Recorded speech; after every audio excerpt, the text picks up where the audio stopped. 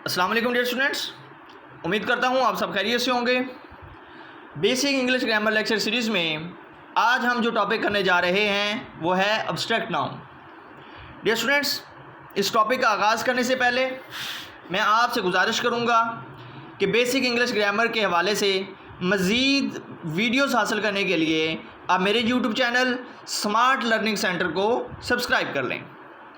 तो dear students, topic का आगाज़ करते हैं। डेफिनेशन की तरफ आएँ। डेफिनेशन में अगर आप देखें, a noun that can not be detected by your 5 physical senses.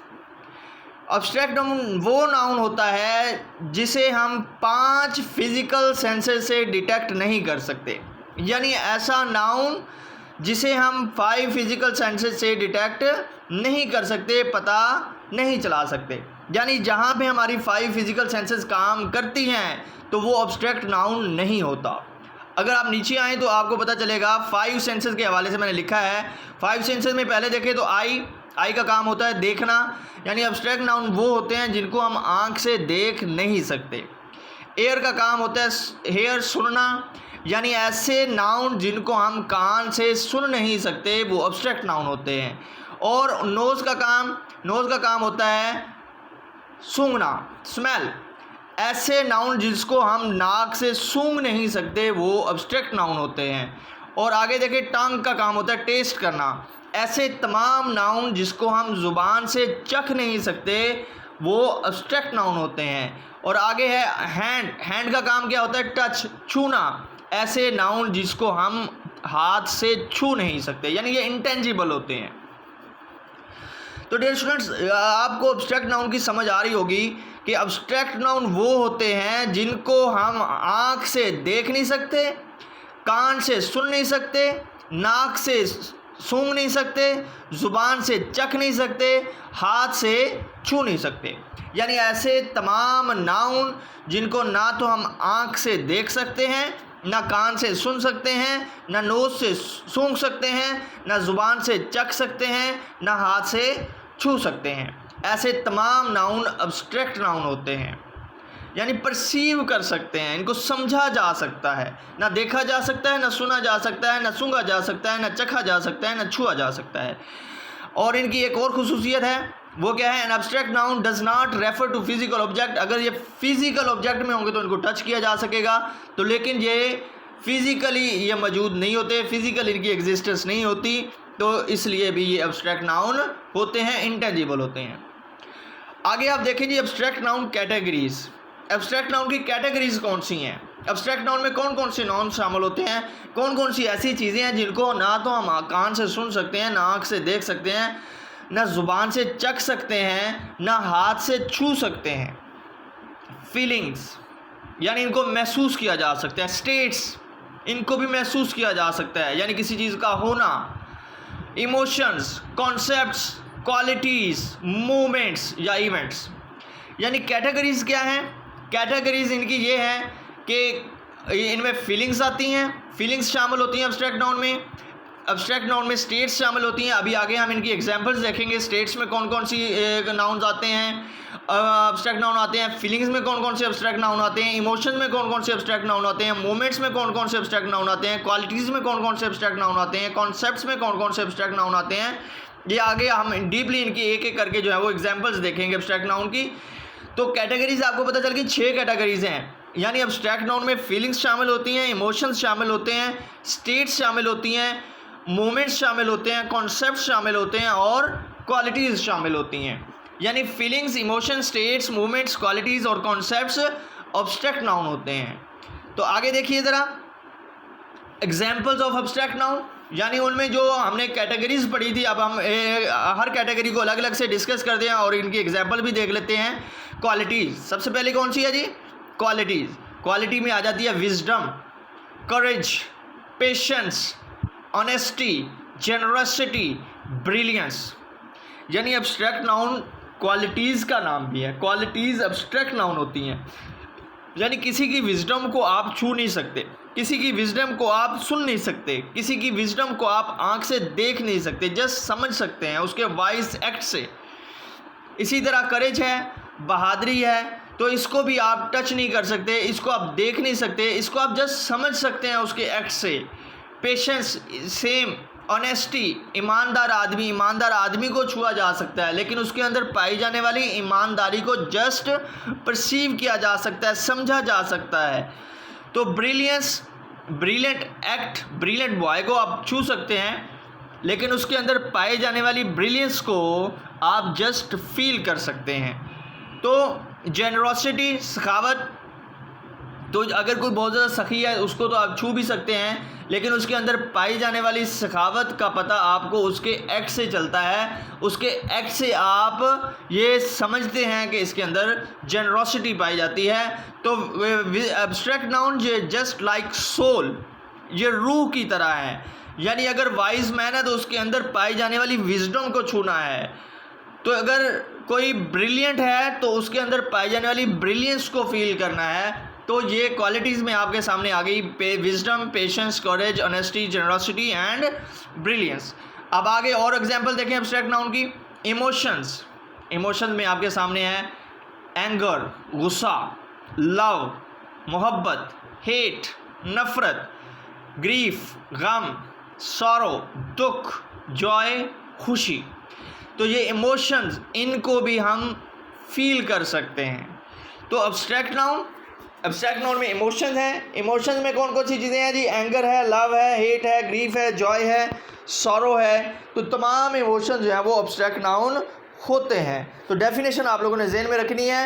Abstract noun वो जिनको हम आँख से देख नहीं सकते, कान से सुन नहीं सकते, नाक से सूंघ नहीं सकते, ज़ुबान से चख नहीं सकते, हाथ से छू नहीं सकते।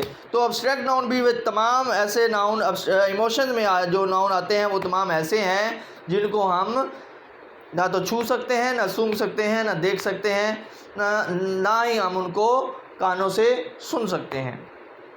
अब आगे हमारे पास स्टेट्स में पॉवर्टी, फ्रीडम, लिबर्टी, केयस कहते हैं इंतशार को, माइजरी गुर्बत, बुरी हालत, लग्जरी खुशहाली। तो ये किसी के होने को ज़ाहिर करती हैं, जो उसके जिससे हमें उसकी हालत का पता चलता है। यानी अगर कोई गरीब आदमी है तो उसके जो गुर्बत है, उसके वो जो ज़ाहिरी शक्ल सूरत है, जो ज़ाहिरी उसका लिबास है, जो उसका लिविंग स्टैंडर्ड है, वो हमें उसकी गुर्बत के बारे में बताता है। तो स्टेट्स में पॉवर्टी आ जाती है, लग्जरी आ जाती है, फ्रीडम आ जाती है, माइजरी आ जाती है, केयस आ जाता है, लिबर्टी आ जाती है। तो आगे देखिए ज़रा फीलिंग्स में क्या है? Anxiety, love, anxiety, sympathy, fair, pleasure, stress. यानी फीलिंग्स में आपके पास आ जाती है सिंपैथी आ जाती है, फेयर खौफ आ जाता है, एंजाइटी परेशानी आ जाती है, लव मोहब्बत, स्ट्रेस प्लेजर। यानी ये तकरीबन जो है वो इमोशन से मिलती जुलती है। अब आगे देखिए कॉन्सेप्ट्स। चैरिटी, फेथ, डिसीट धोखे को कहते हैं, अपॉर्चुनिटी, डेमोक्रेसी, जस्टिस। तो डियर स्टूडेंट्स, कॉन्सेप्ट्स में जो एब्स्ट्रैक्ट नाउन आते हैं, चैरिटी, इसे भी सखावत कहा जाता है, खैरात देना, खैरात कहा जाता है, फेथ ईमान, डिसीट धोखा। यानी ये सब जो है वो फील करने वाली बातें हैं, जो दिमाग से माइंड अप्लाई करने से हमें इन चीज़ों का पता चलता है, अदरवाइज़ इनकी फ़िज़िकल एग्जिस्टेंस नहीं होती। तो इनके जो एक्ट्स होते हैं जो दूसरों के, उन एक्ट्स से हमें पता चलता है। तो उन एक्ट से जो हमें पता चलता है, तो charity, faith, deceit, justice, democracy और अपॉर्चुनिटी जो है ये कॉन्सेप्ट्स में आ जाती है। जो मुख्तलिफ़ ख़यालात हैं, जो मुख्तलिफ़ नज़रियात हैं, तो उन नज़रियात भी किस में शामिल हो जाते हैं? एब्स्ट्रैक्ट नाउन में शामिल होते हैं। नेक्स्ट देखिए जी, मूवमेंट्स। एब्स्ट्रैक्ट नाउन में जो अगला है हमारा, मूवमेंट्स या event. Birthday, youth, childhood, death, career, marriage. ये वो मूवमेंट्स या इवेंट्स हैं, इन्हें भी हम एब्स्ट्रैक्ट नाउन में शामिल करते हैं। यानी इन्हें ना तो छुआ जा सकता है, ना सुना जा सकता है, ना सूंघा जा सकता है। अब आगे देखिए आर्ट्स एंड साइंस। आर्ट्स और साइंस भी एब्स्ट्रैक्ट नाउन में शामिल हैं, जिनमें chemistry, physics, music, grammar, calculations, gymnastics, ये सब एब्स्ट्रैक्ट नाउन में आते हैं। तो डियर स्टूडेंट्स, आप लोगों ने एग्जांपल्स देख ली एब्स्ट्रैक्ट नाउन की। तो आर्ट और साइंस भी एब्स्ट्रैक्ट नाउन में आते हैं। आर्ट और साइंस से रिलेटेड जितने भी नाउन हैं वो सारे के सारे एब्स्ट्रैक्ट नाउन में आते हैं। अब आगे देखिए ज़रा, abstract noun can be formed from. Abstract noun बनते कहाँ से हैं? एडजेक्टिव से भी बनते हैं, वर्ब से भी बनते हैं, कॉमन नाउन से भी बनते हैं। एब्स्ट्रैक्ट नाउन कॉमन नाउन से भी बनते हैं, वर्ब से भी बनते हैं और एडजेक्टिव से भी बनते हैं। Kindness from kind.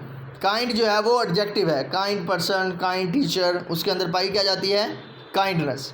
Bravery from brave. Brave adjective है। ब्रेव मैन, ब्रेव सोल्जर, तो उसके अंदर पाई क्या जाती है?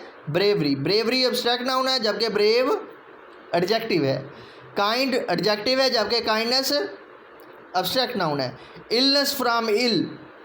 इल एडजेक्टिव है और इलनेस जो है वो एब्स्ट्रैक्ट नाउन है। Honesty from honest. ऑनेस्ट जो है वो एडजेक्टिव है और उसके अंदर एब्स्ट्रैक्ट नाउन ऑनेस्टी पाया जाता है। तो ऑनेस्ट मैन से निकलेगी ऑनेस्टी, तो ऑनेस्टी जो होगी वो एब्स्ट्रैक्ट नाउन होगी। तो डियर स्टूडेंट, समझ आ गई? Kindness from kind, bravery from brave, illness from ill, honesty from honest. इसी तरह ओबीडियंस फ्रॉम ओबे। ओबे का मतलब होता है ताबे फरमानी करना, हुक्म मानना, ये वर्ब है और इस वर्ब से जो एब्स्ट्रैक्ट नाउन होता है वो आता है ओबीडियंस। इस तरह ग्रोथ फ्रॉम ग्रो। ग्रो का मतलब होता है तरक्की करना और ग्रोथ का मतलब होता है जस्ट तरक्की। Pleasure from please. प्लीज़ का मतलब होता है खुश करना और प्लेजर का मतलब होता है खुशी। तो प्लेजर फ्रॉम प्लीज़, तो abstract noun pleasure abstract noun है जबकि प्लीज़ वर्ब है। ग्रोथ एब्स्ट्रैक्ट नाउन है जबकि ग्रो वर्ब है। ओबीडियंस एब्स्ट्रैक्ट नाउन है जबकि ओबे वर्ब है। अब आगे देखिए ज़रा, चाइल्डहुड फ्रॉम चाइल्ड। चाइल्ड जो है वो कॉमन नाउन है और उससे जो एब्स्ट्रैक्ट नाउन बन रहा है हमारे पास, एब्स्ट्रैक्ट नाउन है चाइल्डहुड। अब उसके बाद स्लेवरी फ्रॉम स्लेव। अगर आप देखें तो slavery from slave. Slave common noun है और उससे जो एब्स्ट्रैक्ट नाउन फॉर्म हो रहा है वो है slavery. Slave abstract noun, slave common noun और उससे जो है एब्स्ट्रैक्ट नाउन स्लेवरी। चाइल्ड जो है वो कॉमन नाउन है और उससे चाइल्डहुड जो है वो एब्स्ट्रैक्ट नाउन निकल रहा है। तो डियर स्टूडेंट्स, यहाँ पे आपने देख लिया कि एब्स्ट्रैक्ट नाउन एडजेक्टिव से भी बनते हैं, वर्ब से भी बनते हैं और कॉमन नाउन से भी बनते हैं। इनकी एग्जांपल्स भी आप लोगों ने देख ली।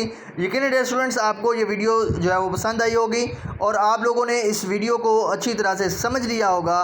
तो इस तरह की इंग्लिश ग्रामर के हवाले से मज़ीद वीडियोज़ हासिल करने के लिए आप मेरे यूट्यूब चैनल को सब्सक्राइब कर दें।